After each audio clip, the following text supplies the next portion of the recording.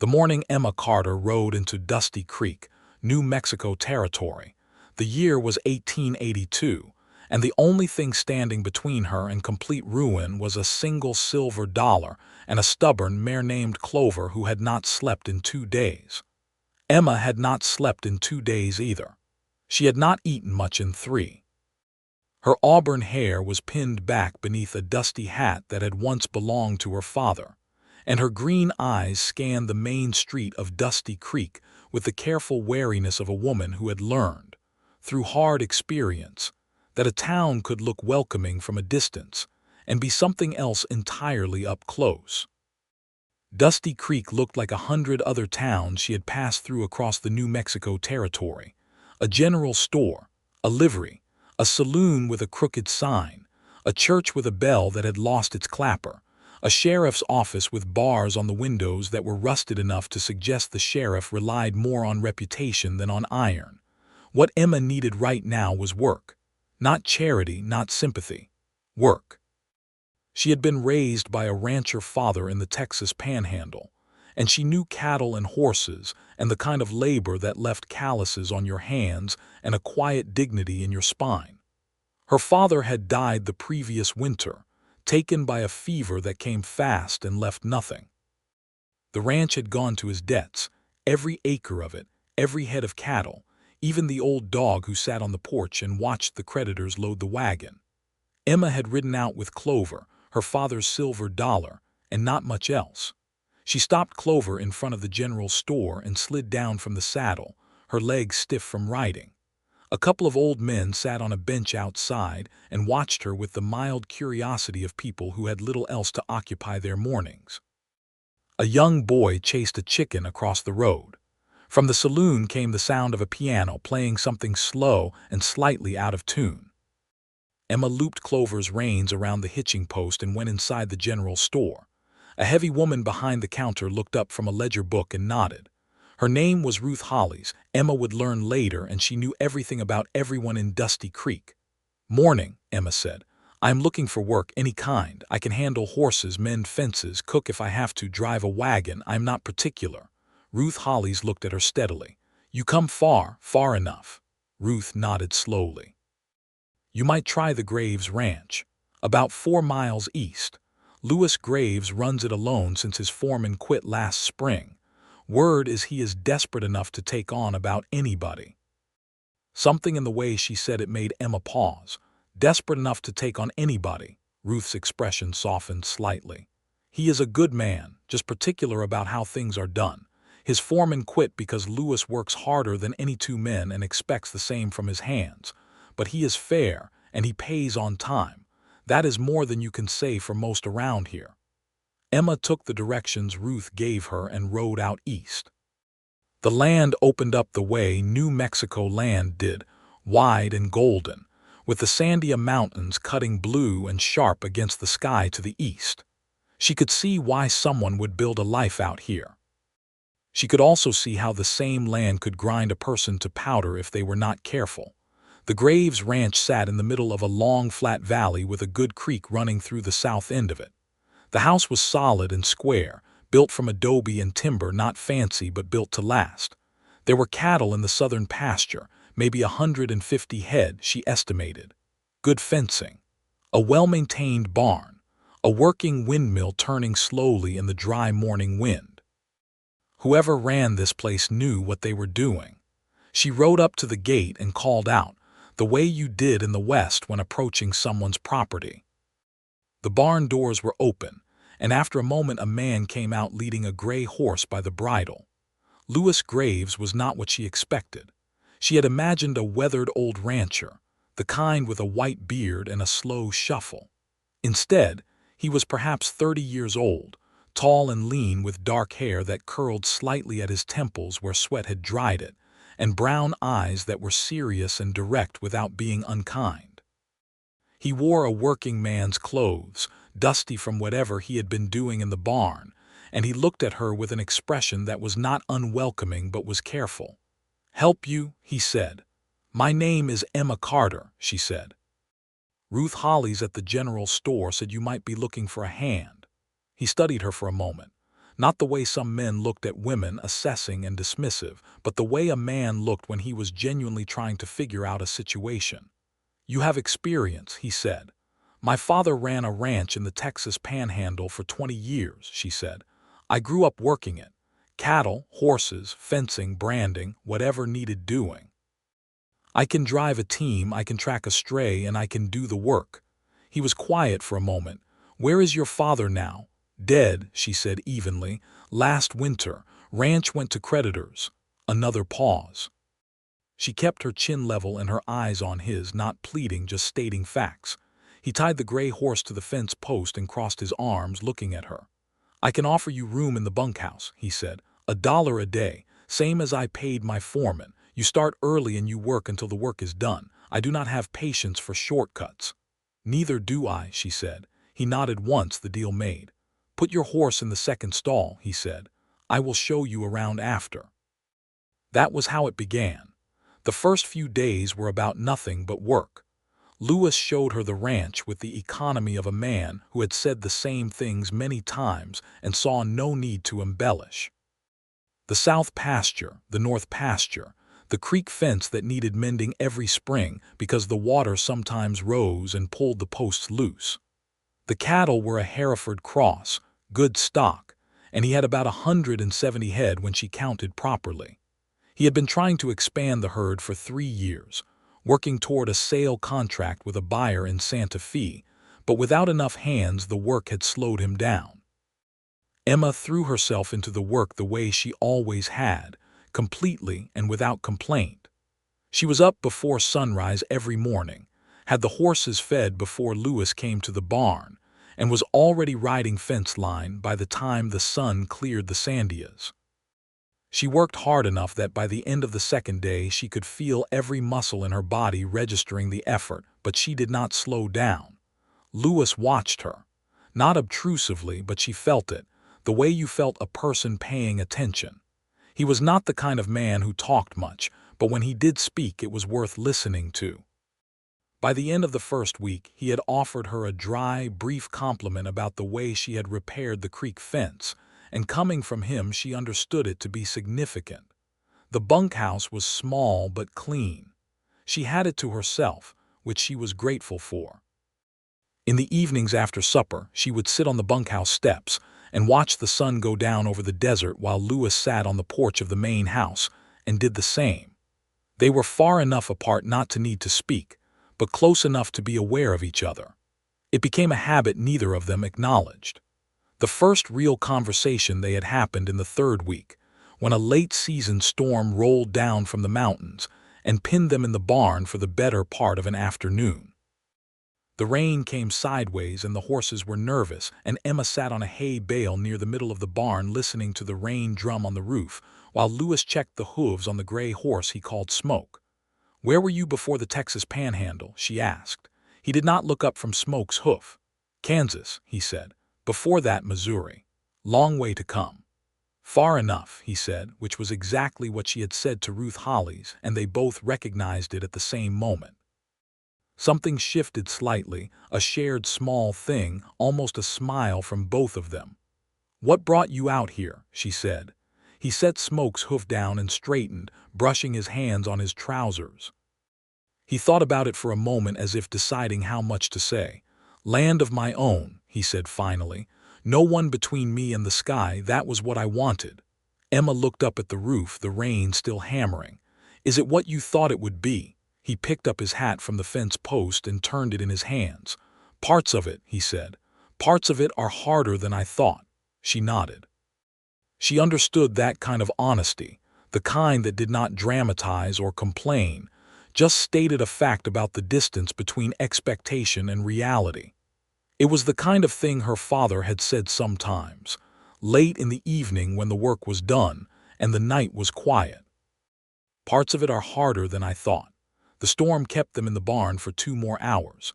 They talked about cattle, about the land, about the way prices in Santa Fe had shifted since the railroad came through in '79 and changed everything.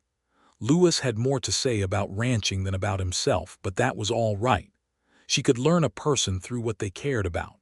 She liked that he was not trying to impress her. He was just talking, one person to another, about the things that mattered to him. It was unusual, and she appreciated it more than she could have said. There was a man in Dusty Creek named Dale Prout who had been watching the Graves ranch for months. Emma did not know this at first.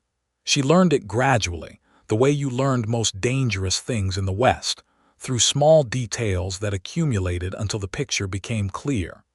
Dale Prout owned the larger ranch west of town, maybe 500 acres to Lewis's 230, and he had been trying to buy the Graves property for 2 years. Lewis had refused every offer. The water rights that came with Lewis's creek land made his property more valuable than the acreage suggested, and Prout knew it. With Lewis's creek rights and his own range land, Prout could have controlled most of the water in the valley and charged the smaller ranchers and the town itself for access. Lewis knew this too, which was part of why he would not sell. The first time Emma saw Dale Prout, he rode up to the fence line while she was mending a section of wire near the north pasture. He was a heavy man with a wide face and pale eyes that never quite landed on anything directly. He rode a good horse and dressed expensively for a rancher, which told her something. "New hand," he said, looking her over. "That is right," she said, not offering her name. "Graves know what he is doing, taking on a woman for ranch work." Emma kept her hands working on the wire. "Mr. Graves seems satisfied." Prout made a sound that was not quite a laugh. "Tell him Dale Prout came by. Tell him the offer stands. He will know what I mean." He rode away without waiting for a response. Emma watched him go and then looked back at the wire she was mending, thinking. That evening at supper she told Lewis about the visit. Lewis listened without expression, eating his stew, and then he said, "He comes by about once a month, same thing every time." "He wants the water rights," Emma said. Lewis looked up at her, slightly surprised that she had worked it out so quickly. "Yes," he said. "Are you going to sell?" "No," he said, and the word was quiet and final as a stone dropped into still water. She nodded. "Good," she said, and went back to her stew. She saw the way he looked at her after that. Not dramatically, just a slight adjustment in the way his eyes settled on her, as if she had confirmed something he had been wondering about. The weeks passed and the work continued, and the thing between them grew slowly, the way good things often grew, without either of them pushing it. She began to notice small details about him. The way he was patient with the horses, more patient than with anything else, speaking to them in a low voice when they were nervous. The way he read in the evenings when the light lasted, keeping a small collection of books on a shelf in the main house that she could see through the open door. The way he could work all day in silence, and it was not an uncomfortable silence but a companionable one. The silence of two people who did not need to fill air with words.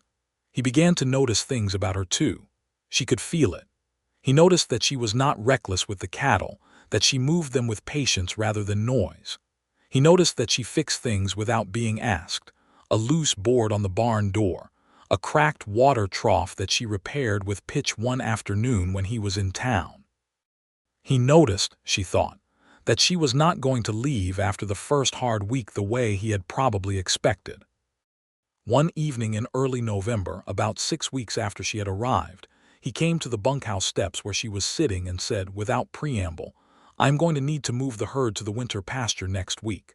There is not enough feed in the south pasture and the grass on the east side of the creek is still good. It will take 2 days of driving to get them there. I need your help." "All right," she said. He stood there for a moment as if he had expected she might have something more to add. The evening was cooling fast the way desert evenings did, and the stars were beginning to show, one at a time, in the purpling sky. "It will mean camping out," he said. 2 nights. "I know how a cattle drive works," she said, but not unkindly. He almost smiled. She was learning to read the near smiles, the way his jaw relaxed slightly and the lines around his eyes shifted when he was amused. "I know you do," he said. "I just meant I wanted to be sure you were comfortable with it." "I appreciate that," she said, and meant it. Not every man would have thought to ask. He nodded and went back to the house, and Emma stayed on the steps a while longer, watching the stars multiply, thinking about the way he had stood there in the cooling evening air, hat in hand, being careful with her. Being careful was not something she had expected to find here. The 2-day drive was when everything changed between them, or rather, when the thing that had already changed between them became impossible to ignore. It was beautiful and hard work, the way the best work was. The herd moved well in the cool November air and Emma rode drag, keeping the stragglers moving, while Lewis rode point. They switched positions in the afternoon, and when she came up alongside him in the lead position and they rode together for a stretch, they talked more freely than they had yet, about his plans for the ranch, about her father, about the kind of life they had each imagined, and the kind they had ended up with instead. The first evening they made camp on the east bank of the creek where it widened into a shallow bend. Lewis built the fire and Emma cooked, and they ate together in the firelight with the cattle settled in the dark around them and the coyotes calling far off in the distance. The sky was immense above them, the way it only was when you were far from any town and the stars had no competition. "Do you miss Texas?" he asked. She considered it honestly. "I miss my father," she said. "The land I do not miss so much." Land is land. It is the people that make a place. He was quiet, poking the fire with a stick. "I do not have much in the way of people," he said. It was the most personal thing he had said to her. She looked at him across the fire and he was looking at the flames. "Neither do I any more," she said. He looked up at her then and the firelight made his brown eyes warm and serious. "I am glad you came here," he said. "The work helps, but that is not the only thing I mean." Her heart did something she had not expected. It was not a dramatic thing, no swooning or overwhelming sensation. It was quieter than that, a settling, as if something that had been unmoored for a long time found something to hold on to. "I am glad I came too," she said. He nodded and looked back at the fire, but there was something different in the way he was sitting, a lightness that had not been there before. They did not say anything more about it that night. They took turns on watch, Lewis first and then Emma, and when he woke in the small hours to take over she lay in her bedroll listening to the night sounds and the occasional low sound of the cattle shifting, and she thought about the way Lewis Graves had looked at her across the fire and said what he had said. She thought about it for a long time before she slept. The second day of the drive was long and the herd was tired, and there was one bad hour when about 20 head broke from the east edge and ran toward a dry arroyo. Emma was the one closest to them. She put her heels to clover and went after them without thinking, riding hard along the arroyo's edge, coming around in front of the lead steers and turning them before they could go over the edge.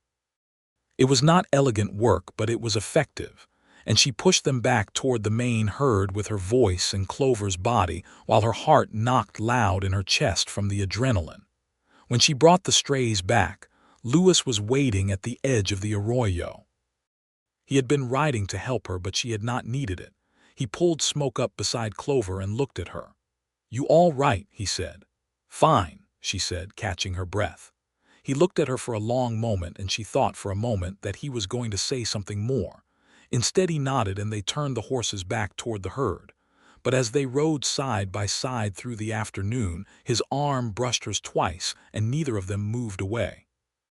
They got the herd to the winter pasture by late afternoon and set up a rough camp for the second night. This time they sat closer to the fire and talked longer, and somewhere in the middle of the conversation he told her about Missouri, about a farm there that had been his father's, about a younger brother who had gone to California and written twice and then stopped writing, about how he had saved for 6 years before he had enough to buy this land and put up the house with his own hands. He told her about the first year when it was so dry the creek nearly stopped running, and he had thought about quitting. He had not quit. She told him about the day her father's ranch had been taken, the way the creditors had come with papers and official language, and her father had stood on the porch looking at the land he had worked for 30 years, with an expression she had never been able to forget, quiet and ruined and still somehow dignified, because he had tried his best and the drought and the bank had taken it anyway. She had cried after they left, out behind the barn where he could not see her, and then she had dried her face and gone back inside and made supper because he needed to eat. Louis listened to all of it. He did not offer easy comfort or tell her it would all work out. He just listened, which was rarer than it should have been and more valuable than he knew. "You are not going to lose this place," she said at one point, meaning it as a statement, not a prediction. He looked at her. "No," he said, "I am not. Prout cannot make you sell. Not as long as I hold the deed," he said, and there was something in his voice then, a tightness she had not heard before. She looked at him. "What is it?" He picked up a stone and turned it in his fingers. "He sent a man to the bank in Albuquerque," he said. "Tried to find out if I had any outstanding loans he could buy up. I do not, but the fact that he is looking tells me he is getting impatient." Emma thought about Prout's pale eyes and the way he had not quite looked at her when he spoke. "Men like that find other ways when the direct way does not work," she said. "I know it," Louis said. "Then we need to be careful," she said, and the way she said "we" without thinking about it made him look at her in a way that was different from any of the other ways he had looked at her before. More open, more certain. "We," he repeated quietly. "Is that wrong?" she said. "No," he said. "No, it is not wrong at all." They rode back to the main ranch the next morning under a cold blue sky, and when they reached the gate of his property, Louis stopped smoke and looked out at the land, the way a man looked at something he loved and was afraid of losing. "Emma," he said. She stopped Clover beside him. "Yes." He looked at her, and she could see him working out how to say what he wanted to say, this man who was careful with words the way he was careful with everything. "I would like to take you to supper in town Saturday evening," he said. "Not as employer and hired hand, as something else." She looked at him for a moment, at the serious brown eyes and the careful set of his jaw, and she felt that settling again, deeper this time, like roots going down. "I would like that," she said. He nodded, and they rode through the gate. The supper at the Dusty Creek Hotel restaurant on Saturday was both awkward and wonderful in equal parts. Louis wore a clean shirt and had combed his hair, and seemed slightly uncomfortable with himself, in a way that Emma found unexpectedly endearing. She had done the best she could with what she had. A blue dress she kept folded in the bottom of her saddlebag, worn but well made, and her hair pinned up properly, and the way Louis looked at her when she came out of the bunkhouse told her it was enough. They sat across from each other in the small restaurant and ate fried chicken and talked, and it was different from talking at the campfire, slightly more formal, both of them aware that they were doing something definite, something that people in the restaurant could see. Ruth Hollis was at a table across the room with her husband, and she watched them with an expression that was unabashedly pleased, and Emma had to look at her plate to keep from smiling too widely. Louis talked more that evening than she had heard him talk at any one time. He was not, she was learning, an unhappy person. He was a private one, but underneath the privacy was warmth that came out when he felt safe. He made her laugh twice, proper laughing that surprised her, and she watched him relax into the evening the way the ranch horses relaxed in their stalls, quietly and completely. They walked back from the restaurant in the dark, because the hotel was a little distance from the livery where they had left their horses, and they walked slowly, their boots on the wooden sidewalk, and when they passed the end of the sidewalk and stepped into the dirt of the main street, Louis reached down and took her hand. It was done quietly, without announcement, just his hand finding hers in the dark, and Emma held it back, and they walked that way to the livery without either of them saying anything at all. He helped her up onto Clover's saddle and then mounted Smoke, and they rode back to the ranch under the stars, the horses walking side by side on the desert road, and the whole ride Emma could feel the warmth of where his hand had held hers. When they got back to the ranch and put the horses up, he walked her to the bunkhouse door. He stood in front of her and looked at her with that direct, serious gaze. "I have not done this well in a while," he said. "Talking to someone, being with someone. I want you to know that. You are doing fine," she said. He reached up and touched her face just briefly, his thumb along her cheekbone, the way a person touched something they were not sure they were allowed to touch. "Good night, Emma," he said. "Good night, Louis," she said. She went inside and stood in the dark bunkhouse for a moment before she lit the lamp, just standing there with her hand on her cheek where he had touched her, the darkness full of the sound of the wind and the distant cattle and her own heartbeat. November deepened and the work of the ranch shifted into the slower rhythms of winter, mending equipment, moving feed, watching the cattle and the sky. The romance between Emma and Louis unfolded with the same patience that characterized everything about both of them, steadily, without rushing, each moment allowed to be what it was. Dale Prout, however, had not been idle. What happened next came to light when Louis rode to town to pick up supplies in early December and came back with a tight look around his eyes. He found Emma in the barn checking a mare with a sore foot, and he told her without preamble that Prout had been talking. What kind of talking? She said, not looking up from the hoof. The kind that says he is going to challenge my water rights, Louis said. He has hired himself a lawyer from Albuquerque.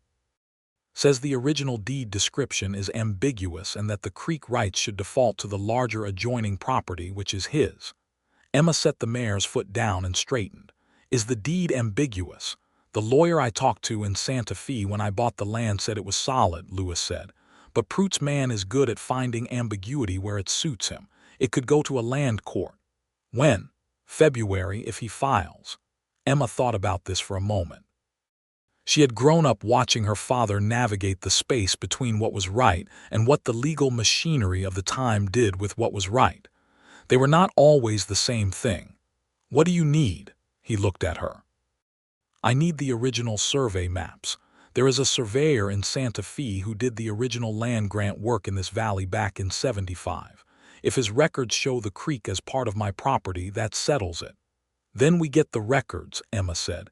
It means a 3-day ride to Santa Fe.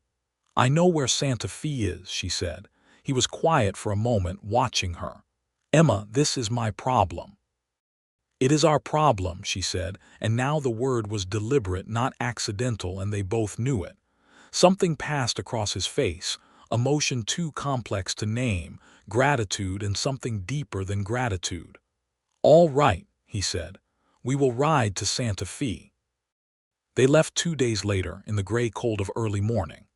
The ride to Santa Fe was 3 days each way through country that was beautiful even in December, the high desert pale and gold, the mountains white above the tree line.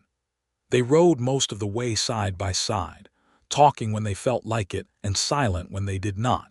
And by the second day, the comfortable ease between them had deepened into something that felt like a life together rather than a courtship. They stayed at separate lodgings in the Santa Fe Plaza, as was proper, but they took meals together and spent the days together.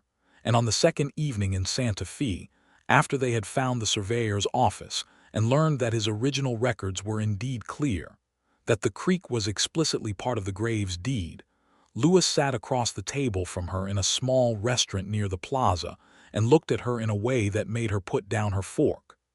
I need to ask you something, he said. All right, she said. He was quiet for a moment, turning his coffee cup in his hands. I have been thinking about this since the cattle drive, he said. The first one. That first night by the fire when you told me about your father's ranch. I thought about the kind of person who could survive what you survived and still ride up to a stranger's gate and say, I can do the work. And I thought, that is the kind of person I want beside me. Emma's hands were still in her lap. I know it has only been a couple of months, he said, and I know the timing is not perfect with Prout's business still unsettled and the legal trouble coming.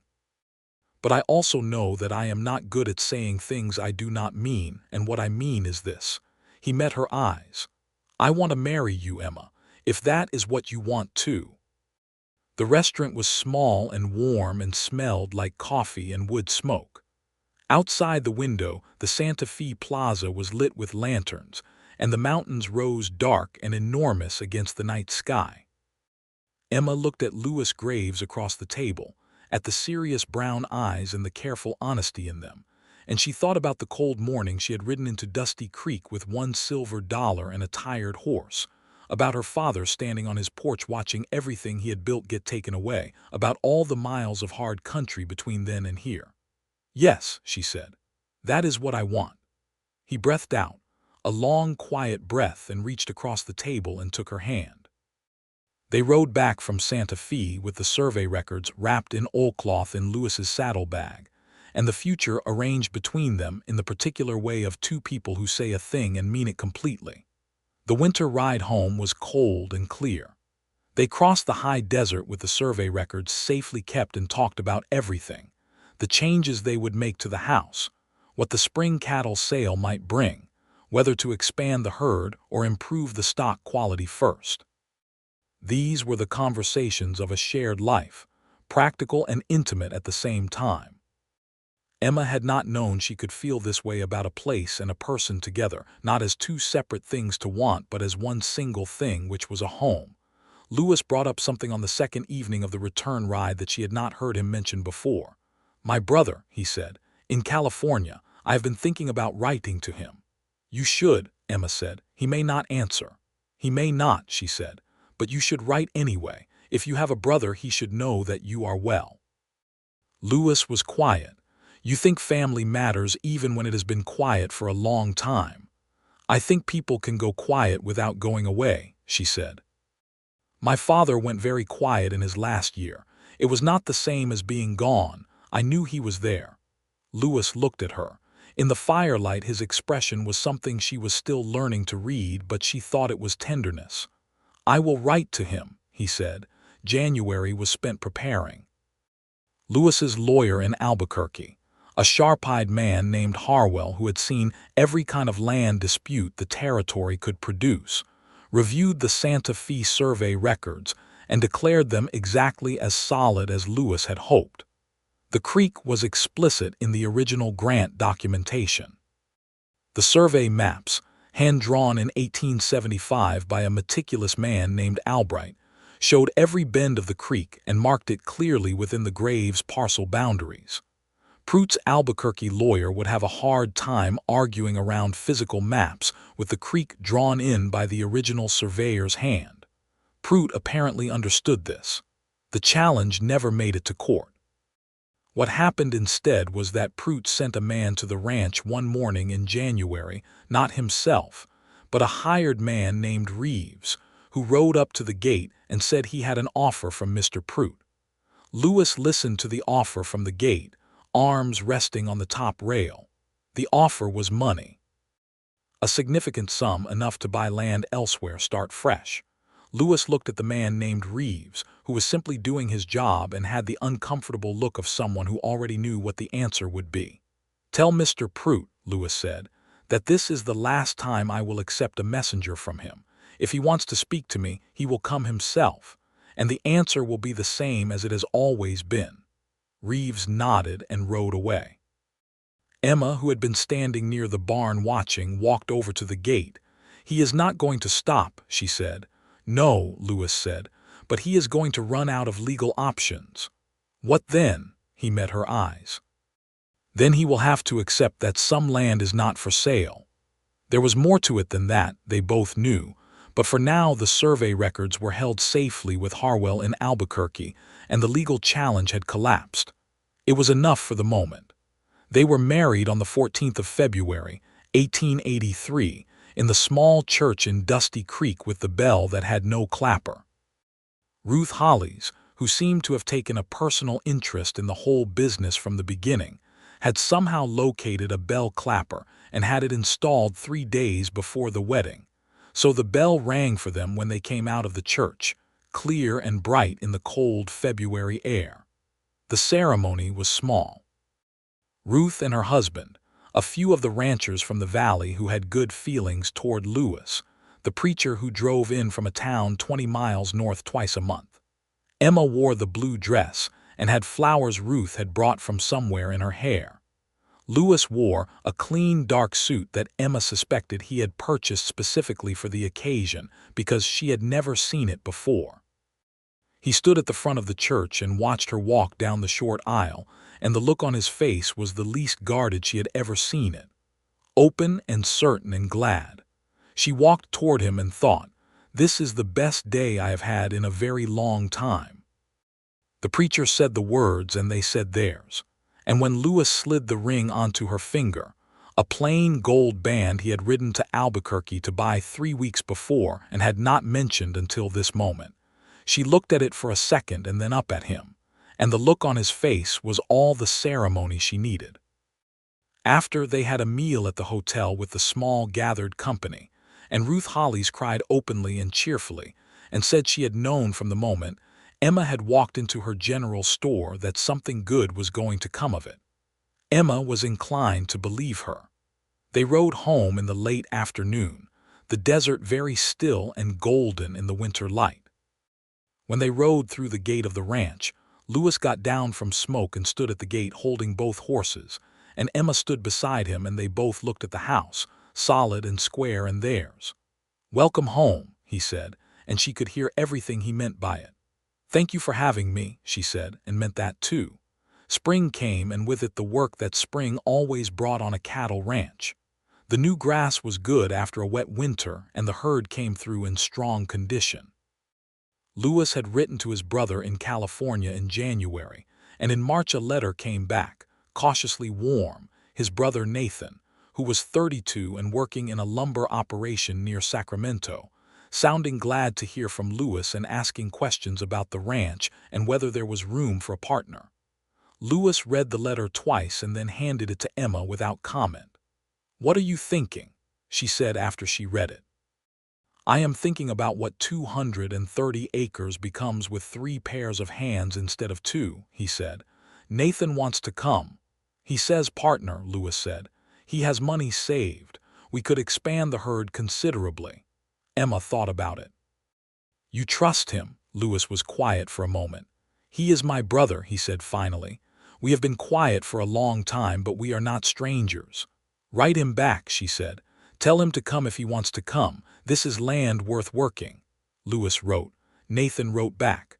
By the time summer arrived, it was settled. In the meantime, Dale Prout had attempted one more approach, this one more troubling than the previous ones. In April, Lewis came home from the south pasture to find that someone had cut the fence along the east side of the creek, the fence closest to Prout's property line. The cut was clean, done with wire cutters, not a break from age or weather. He and Emma restrung it the same afternoon, but it happened again 2 weeks later, a different section, the same clean cuts. Lewis rode to Dusty Creek the next morning and spoke to the sheriff, a lean, quiet man named Aldercott who had been in his position for 8 years and was not easily alarmed and was not easily bought, which were important qualities. Aldercott listened and then rode out to look at the cuts himself. "Prout's land is right there," Aldercott said, looking at the fence line. "I am aware of that," Lewis said. "You have no proof it is his men." "The cuts are consistent," Lewis said. 2 weeks apart, same method." Aldercott nodded slowly. "I will ride over and have a word with Prout. I would appreciate that." "I am not saying he will stop," Aldercott said, "but he will know that I know." The fence cutting stopped after Aldercott's visit to Prout's property. Whether from the warning or from the fact that it had accomplished nothing, they did not know. What they did know was that the creek fence held through the spring and the summer. The herd grew fat on the good grass, and in late August Lewis sold 40 head in Santa Fe and came home with the contract money in his saddlebag and a look on his face that was quiet satisfaction. Emma was in the kitchen when he got back, which was a thing she was still finding her way around. She had not been a domestic woman by nature, had grown up doing outdoor work, and the kitchen was a negotiation she was slowly winning. That evening she had made a decent beef stew and corn bread that was better than her first 3 attempts, and Lewis ate 2 helpings without comment, which she had learned was his version of high praise. After supper they sat on the porch together in the warm August evening, the sky going from orange to deep blue above the mountains, and Lewis took an envelope from his vest pocket and laid it on the railing between them. "That is your share," he said. She looked at the envelope without touching it. "My share of what?" "The sale," he said. "You worked this herd alongside me all spring. You earned a share." She was quiet for a moment. "Lewis, I am your wife." "Yes," he said. "And you earned a share of the sale. That is what I said." She looked at him. He was looking at the mountains, but she could see the set of his jaw, the quiet stubbornness that she loved. He had made up his mind about this. She picked up the envelope. "Thank you," she said. "Thank you," he said, "for staying." She leaned her head against his shoulder, and they watched the stars come out over the Sandias in the slow, sweet dark of the August evening. Nathan Graves arrived in September with a bay horse, 2 mules, a good deal of equipment, and the quiet manner of a man who resembled his brother enough that you knew immediately they were family, but who was warmer on first meeting, quicker to smile, less guarded. He was 32 years old, dark like Lewis but with lighter eyes, and he arrived a little travel-worn and full of energy and clearly happy to be here. Emma liked him from the first evening, when he sat at the supper table and ate 3 helpings of her stew, and asked about everything with the particular focused interest of a man who had made a decision and wanted to understand it fully. He asked about the land and the water and the cattle and the neighboring ranches and the legal situation with Prout, all of it, and Lewis answered at his usual measured pace, while Emma filled in the details that Lewis left out, and Nathan watched the two of them doing this and smiled. "You two run a good operation," he said. "We are working on it," Lewis said. The addition of Nathan's money and labor changed things materially. They expanded the herd through a careful purchase of Hereford stock from a breeder east of Albuquerque. They hired a young hand named Carlos Martinez, a Mexican vaquero of 20 years who had grown up working cattle in the Rio Grande Valley and who was as skilled on horseback as anyone Emma had ever seen. Carlos was quiet and competent and took direction easily and gave it only when asked, and after the first week, it was as if he had always been part of the ranch. The ranch grew. The operation that had been Lewis alone, then Lewis and Emma, was now 4 people working a herd that had grown to nearly 240 head, with plans to reach 300 by the following summer. Lewis rode the north pasture in the mornings and Nathan rode the south, and Emma kept the east section and the creek fence and managed the books, which she had taken over from Lewis, who was competent at ranching and less comfortable with figures.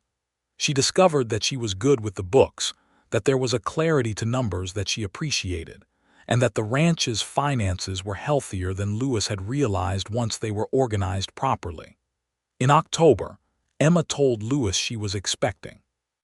He was in the barn with Smoke when she told him, standing at the horse's neck, one hand resting on the gray shoulder. He turned when she came in and she simply said it directly, the way she said most things. He was still for a moment that lasted just long enough to notice. Then he set down the brush in his hand and crossed the barn to her and took her face in both his hands and looked at her with the most unguarded expression she had ever seen on any person's face, pure, uncomplicated gladness. "Are you well?" he said. "I am very well," she said. He held her then carefully, as if she might be more fragile than he knew, and she put her arms around him and said into his shoulder, "I am not made of glass, Lewis." He laughed, a real laugh which she had heard before but not often enough, and held her tighter. Nathan was told at supper, and he stood up from the table and shook Lewis's hand and then turned to Emma and said, with his warmer manner, "You are going to have the most hard-working child in the territory." Carlos heard the next morning and said, quietly, "Congratulations, Mrs. Graves," with the kind of genuine simplicity that was worth more than ceremony. The winter of 1883 was mild by New Mexico standards, and the ranch came through it well. Emma continued working through her pregnancy, scaling back the harder physical tasks as the months progressed, but keeping the books and riding the creek fence on the quieter days when the weather was good.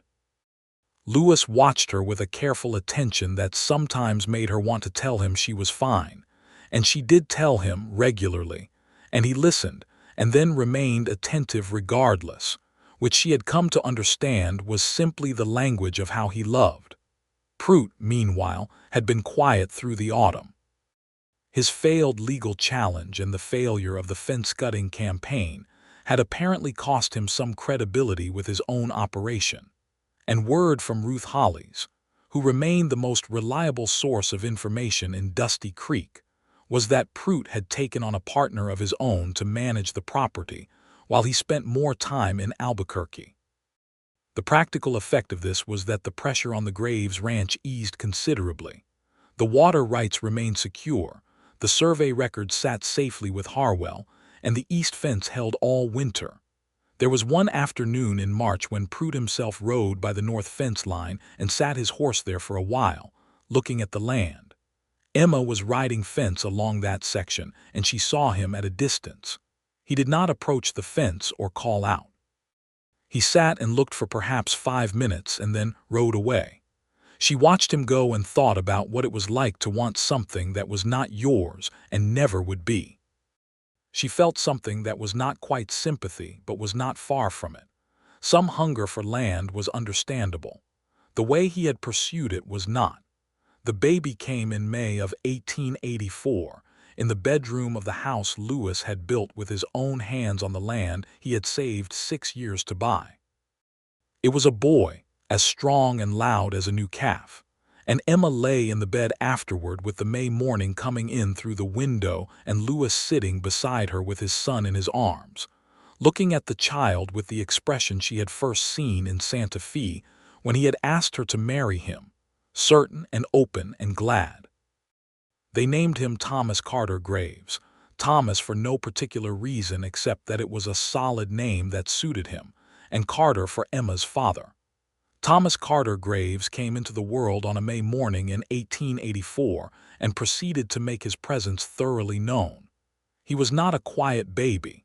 He was interested in everything and expressed that interest at considerable volume.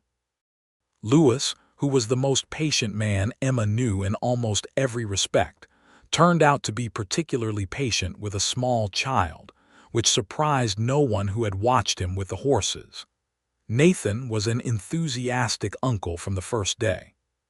Carlos, more quietly, carved a small wooden horse and left it on the porch without saying anything, which Emma found when she came outside 2 days after the birth, and which she set on the shelf in the baby's room where it stayed for years. The summer of 1884 was good, and the cattle sale that fall was the best Lewis had yet had.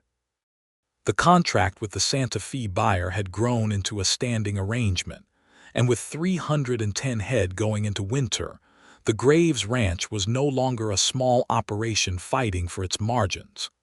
It was a working, growing concern, with solid water, good land, and people who knew what they were doing. In the evenings, Lewis and Emma sat on the porch, as they had from the beginning, and watched the sun go down over the desert.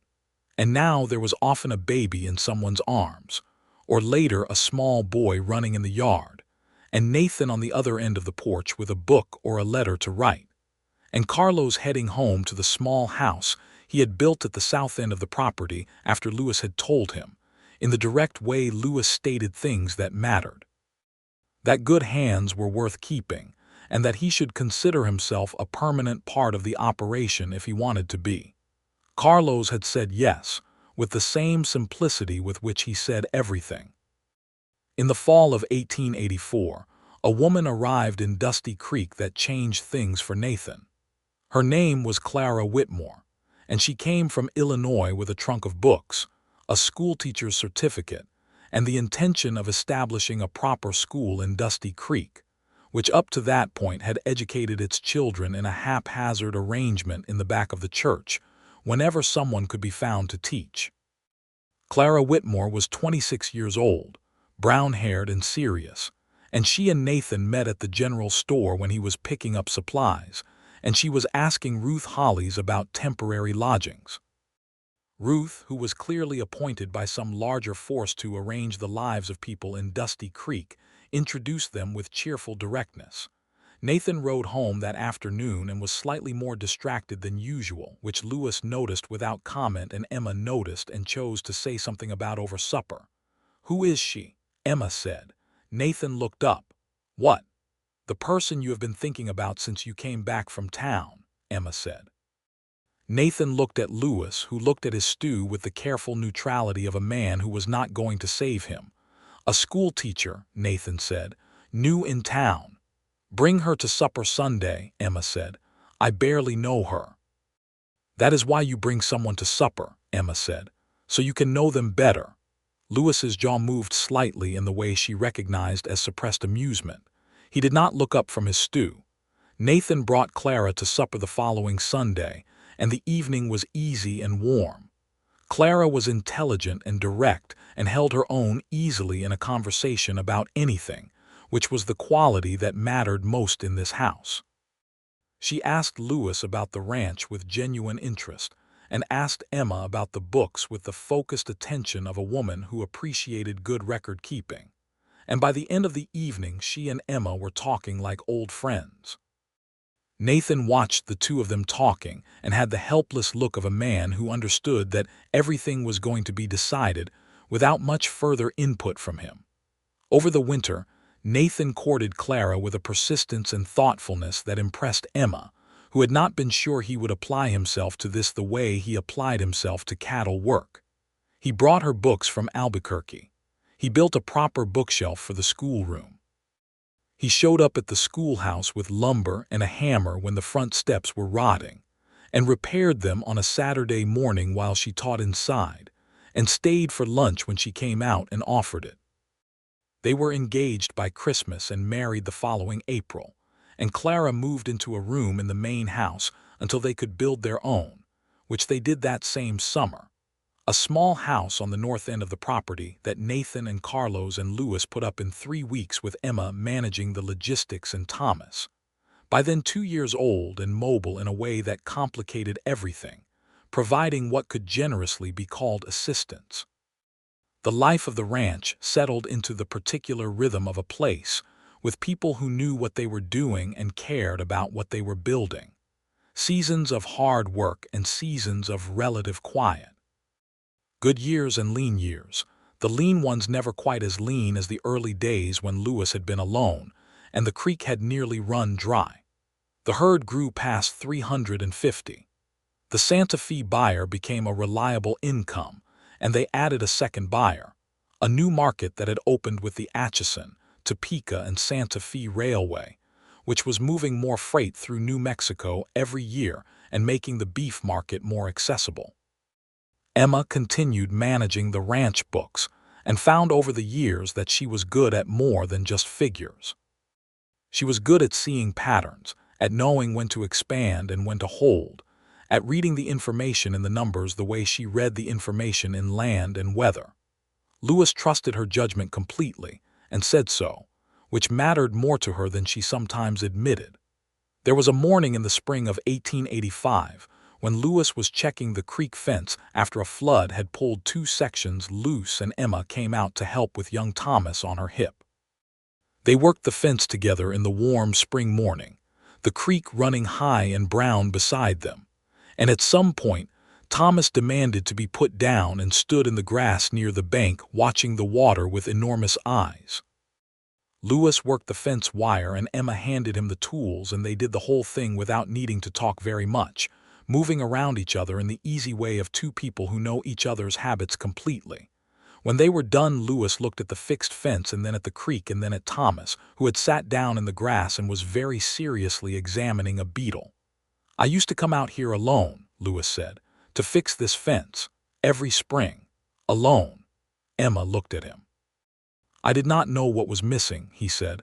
"I thought I did. I thought I was managing all right." "Were you?" she said. "I was managing," he said. "That is different from what this is." She looked at him in the spring morning. This man she had ridden to on a tired horse 2.5 years ago with $1 silver and no particular plan. The man who had said room in the bunkhouse, $1 a day, and had looked at her as if she were a fact to be reckoned with rather than a problem to be managed. The man who had held her face in both hands and looked at her with uncomplicated gladness. The man who was now watching their son examine a beetle on the bank of a creek that was his and hers together and would belong to Thomas after them. "I know," she said. "I was managing too." He took her hand, his hand worn and rough from the fence wire, and they stood together on the creek bank in the warm spring morning and watched Thomas Carter Graves conduct a thorough scientific investigation of the beetle, which eventually spread its wings and flew away, leaving Thomas staring at his empty hand in profound astonishment. Lewis laughed, and Emma laughed, and Thomas looked up at them both with the expression of a child who is not sure whether to join the laughter or maintain his dignity, and then decided on laughter, loudly and enthusiastically. The years continued to be good. By 1886, the Graves Ranch had become one of the more successful operations in the valley, not the largest, that was still Pruitt's range, but the most consistently well-run. The water rights remained secure, the deed was solid, and Dale Pruitt had long since given up any serious effort to acquire it. He had other problems by then. The partnership he had brought in to manage his Albuquerque interests had turned complicated, and he spent less time in Dusty Creek than before. The last time Emma saw him was in the summer of 1886, in town at the general store. He came in while she was talking to Ruth Hollies, a heavier man than she remembered, with the slightly beaten look of a person who has spent considerable energy on losing efforts. He saw her and stopped, and there was a moment of mutual acknowledgement. "Mrs. Graves," he said. "Mr. Pruitt," she said. He nodded, and she nodded, and he went about his business and she went about hers, and that was the end of that. Nathan and Clara's first child was born in November of 1885, a daughter they named Rose, who had Clara's brown hair and Nathan's easy temperament. Thomas, who was 18 months older than Rose, treated her with the slightly baffled protectiveness of a firstborn meeting a smaller person for the first time. And by the time both children were walking, they were inseparable in the way of cousins who are close in age and grow up together. Emma had a second child in the summer of 1887, a girl they named Sarah Ann Graves, with her mother's green eyes and her father's serious expression, which made everyone who knew Lewis laugh when they saw it on an infant's face. Lewis held Sarah Ann with the same careful gladness he had held Thomas, and Thomas, who was 3, examined his new sister with great scientific interest and declared her acceptable. The ranch by 1887 was a different place from what it had been when Emma had ridden through the gate with a tired horse and $1 silver. The house had been expanded, a proper kitchen, a second bedroom, a covered porch all the way around the south and east sides where the morning light was good. Nathan and Clara's house on the north end was solid and comfortable. Carlos had married a woman from a Mexican family south of town, Elena, a skilled horsewoman who could rope as well as any hand on the ranch, and their small house at the south end of the property had grown by 1 room. The land was still the same land, 230 acres with the creek running through it. The mountains still cut the same blue line against the eastern sky. The windmill still turned in the dry desert wind. But the life on it had multiplied into something that was a community, small and particular and warm. One evening in the late summer of 1887, Lewis and Emma sat on the porch after supper while the children slept inside and Nathan and Clara could be heard talking in their house across the yard. The evening star was already showing above the mountains. The air smelled of dust and late summer grass, and somewhere the cattle were moving in the south pasture, a low sound like distant water. "I want to show you something," Lewis said. He went inside and came back with a letter. He sat beside her and held it out. It was from a publisher in New York, addressed to Lewis Graves, in response to a letter he had apparently written about the ranching methods they had developed over the years, the particular way they managed the water rights and the pasture rotation and the herd health. The publisher wanted an essay for an agricultural journal. Emma looked up from the letter. "You wrote to a publisher in New York." "Nathan thought I should," Lewis said, with the particular slightly defensive manner he got when Nathan had pushed him into something. "He was right," Emma said. She looked at the letter again. "Will you write it?" "I thought you might help me," he said. "You know how to say things clearly." She looked at him. He was looking at the mountains with the expression she knew meant he had more to say and was working out how. "I have been thinking about what we have built here," he said, "and I think it is worth saying out loud, not for vanity, just because the land is worth understanding. The water management, the pasture rotation, the way a small operation can hold against larger ones if the principles are sound. He paused. I want our children to have something written down. What this place is and how it works, not just the land itself but the thinking behind it. Emma folded the letter and handed it back to him. Then we will write it, she said. He looked at her. We, she said firmly, and he smiled. A full, open smile that was rarer than his near smiles and worth considerably more.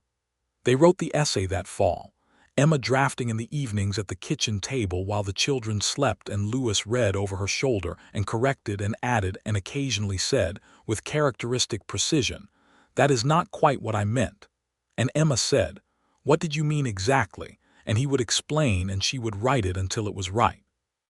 The essay went back to New York in November and was published in February of 1888 in an agricultural journal that went out to farming and ranching operations across the country. Ruth Hollies got a copy somehow and put it in the window of the general store, which embarrassed Louis and delighted Emma, and which led to 3 letters from other ranchers in the territory asking questions about pasture rotation. The winter of 1887 was hard, one of the hardest New Mexico had seen in a decade, the cold coming early and staying late. The cattle came through it, which was a testament to the preparation they had done in autumn, but it was a close thing in February when 3 weeks of freezing temperatures with no break pushed the feed supplies to the edge. They got through it, all of them, Louis and Nathan and Carlos working in the cold every day, Emma managing the supplies down to the last bale with the precision the books had taught her, Elena Martinez riding the herd in weather that would have kept many people inside. When the thaw came in March, it felt like a personal victory. The grass came back fast after the heavy snows, and the herd recovered their condition quickly.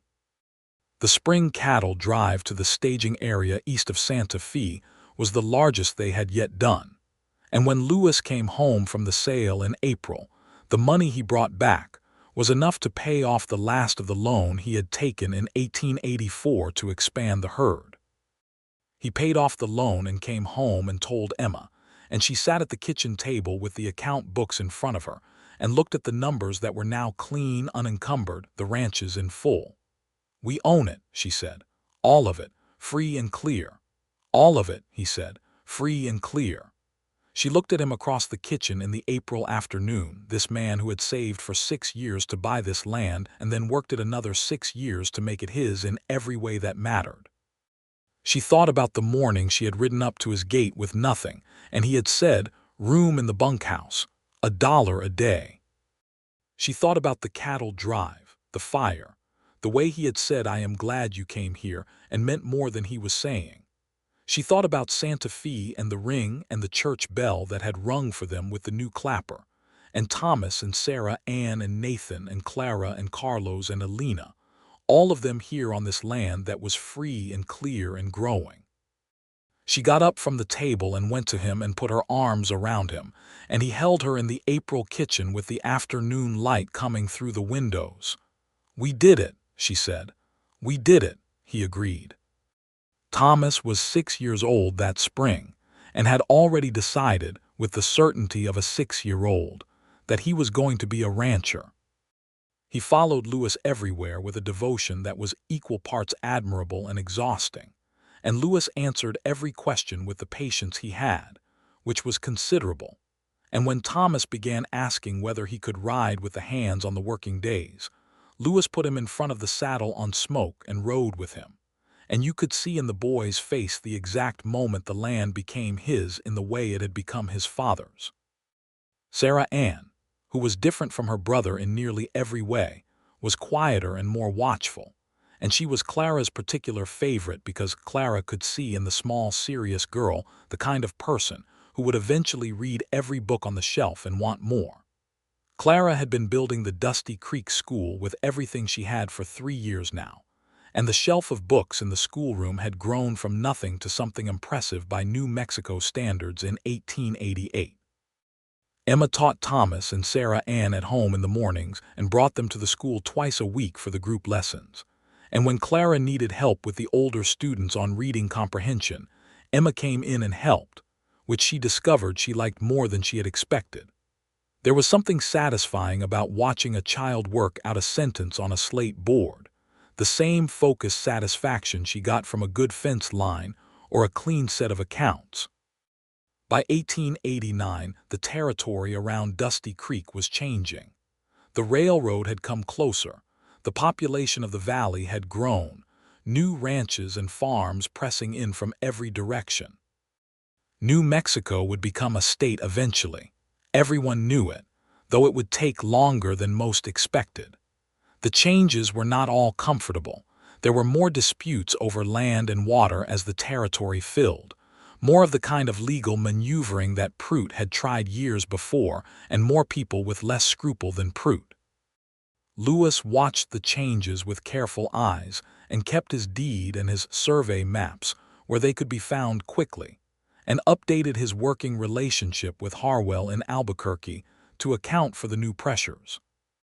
One evening he and Emma were on the porch again, as they had been 1,000 evenings, and he said, "The territory is going to be different in 10 years. "Yes," she said. "I want to make sure Thomas understands the legal side," he said. "The water writes the deed, how it all works, not just the ranching." "He is 7, Emma said. "He will be 17 eventually," Lewis said. She smiled. This was how he thought, in long arcs, planning ahead with the patient deliberateness of a man who had learned that good things took time and that the time was worth investing. It was one of the things she loved most about him. "We will teach him," she said. "Both of them, Thomas and Sarah, and both. They should both know how it works." He looked at her with the expression she had come to think of as his particular way of seeing her, the one that still, after 6 years of marriage, felt like something she had not earned yet and was grateful for every time. "All right," he said. "Both of them."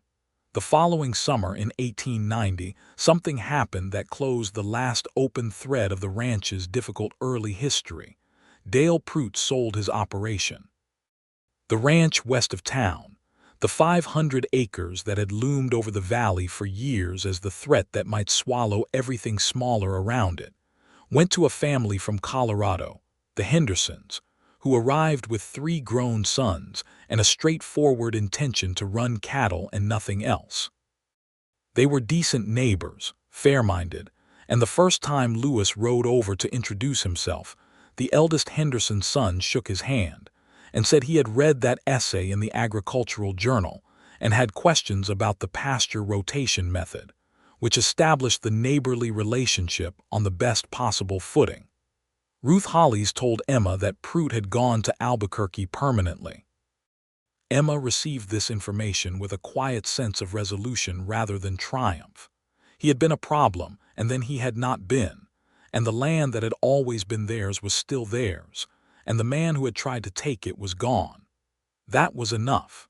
The school that Clara had built continued to grow, and by 1890 it had 40 children enrolled, and Clara had requested a second teacher from the Territory Education Board. Lewis donated lumber for the school's expansion, which was the kind of gesture that was noticed in a small community, and that added to the Graves family standing in the valley in a way that was never talked about but was real. Emma continued the ranch books with the precision she had always brought to them, and the numbers in those books told the story of a place that was not just surviving but building. The herd was at nearly 400 head. The pastures were healthy. The creek ran through it all, the same creek that Prout had tried to claim, that the original surveyor had drawn in careful ink in 1875, that had been the reason for rides to Santa Fe and legal arguments and fence cutting in the dark. The creek still ran. Thomas turned 7 and 8 and 9, and followed Lewis and Nathan and Carlos across the ranch with increasing competence, learning the work the way you could only learn it, by doing it, year after year, in all weather, until the land was as familiar as breathing. Sarah Ann turned 5 and 6 and 7, and read every book Clara had in the schoolroom and asked for more, and Emma ordered books from a catalog when she could and put them in her daughter's hands. One morning in 1891, Emma found Lewis in the barn with Thomas, the two of them examining Smoke's left foreleg, which the old gray horse had strained in the south pasture. Smoke was 14 years old now, gray gone almost white, and Lewis handled him with the care he had always given the horse, careful and steady. Thomas was watching his father's hands on the horse with the focused attention of a boy who was learning not just the practical task, but the quality of attention the task deserved. Emma stood in the barn doorway and watched them, and thought about the day she had first ridden through this gate. The girl who had arrived with $1 and a tired horse, and a father's hat on her head.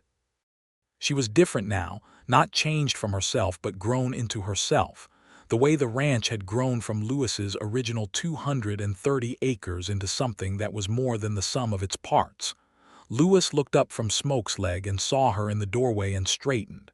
"He is going to be fine," he said about the horse. "Needs rest." "Good," she said.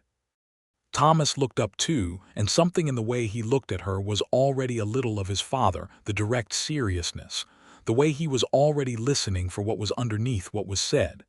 "Can I ride fence this afternoon?" Thomas said. "After lessons," Emma said. He accepted this with the philosophical patience of a rancher's child who has learned that some things are not negotiable. That evening on the porch, Emma told Lewis that she was expecting again. He was still for the same long moment as both times before, and then he looked at her with the open gladness she had come to know was the deepest expression of who he was. "Are you well?" he said, as he always said. "Very well," she said, as she always said. He held her in the early summer evening, and they stayed like that for a while, listening to the sounds of the ranch, the children's voices inside, Nathan and Clara at their house across the yard, the cattle somewhere in the south pasture, the windmill turning, the creek running through the dark at the south end of the property. Their third child, a boy they named William Nathan Graves, arrived in February of 1892, named for no one in particular and for Nathan, and the name sat well on him from the first day. He was a round, cheerful baby who slept better than his siblings had and regarded the world with an equanimity that made everyone around him relax. Thomas was 8 and took his role as older brother with great seriousness. Sarah Ann was 7 and was more interested in William than she let on, holding him with a careful competence when asked and reading to him from picture books in the evenings with an expression of academic dedication. Lewis held William in the February evening and looked at him the way he had looked at the other two, certain and open and glad. Emma watched him and felt the same thing she always felt, the settling, the deep unmoored thing come to rest. "3," Lewis said. "3," Emma agreed. "The house is going to be loud," he said. "The house has always been loud," she said, which was true since Thomas had arrived. He laughed and William, unimpressed, went on sleeping. The spring of 1892 came in warm and early, and the grass came up green and strong, and the creek ran clear and full from the mountain snowmelt, and the Graves Ranch moved into the season with everything working the way it was supposed to. The herd was healthy and the fences were sound, and the accounts were clean, and the land was theirs free and clear, beneath a sky that was the same infinite blue it had always been.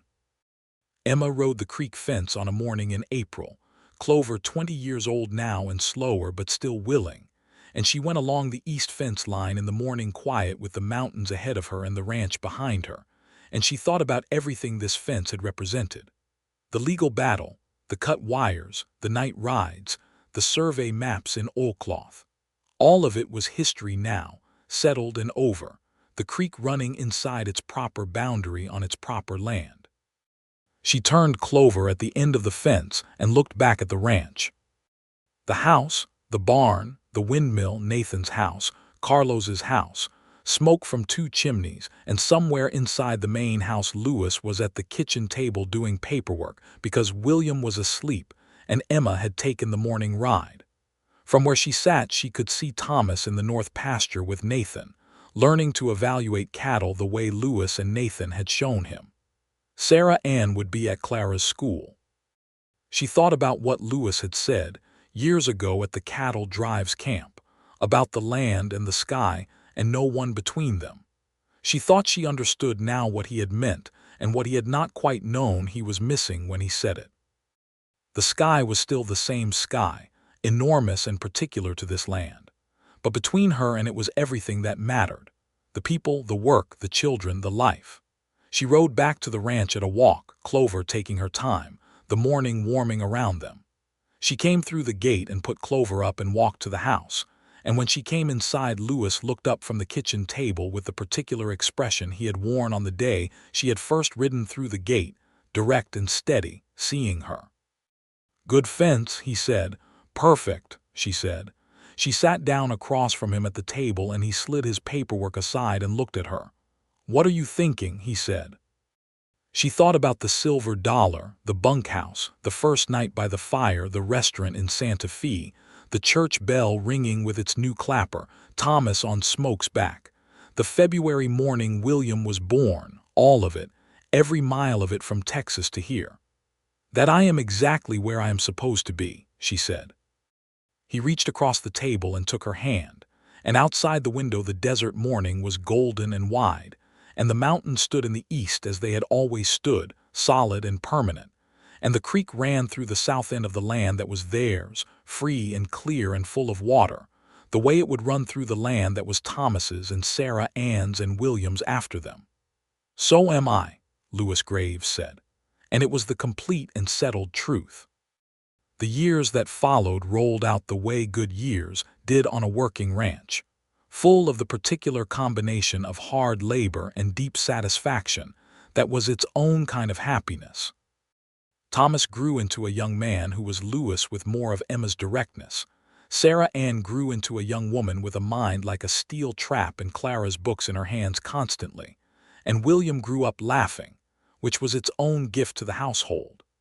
Nathan and Clara had 2 more children after Rose, a boy named James and then another girl named Lily, and the Graves Ranch in its valley below the Sandia Mountains became a place of considerable life. In the summer evenings the porch was rarely empty, and the supper table inside was never quiet. Louis and Emma were 50 and 48 respectively when William married and brought his wife, a sensible woman named Margaret from a Santa Fe family, to the ranch, and the house that Louis had built with his own hands 30 years before was extended again to accommodate the growing family. By then the territory had become a state, New Mexico joining the Union in 1912 in Emma and Louis's old age, and there was something satisfying about that, about the land they had fought for, and built on becoming in a legal sense what it had always been in every other sense, a real and permanent place with rights that could be defended and work that mattered and a community that knew its own history.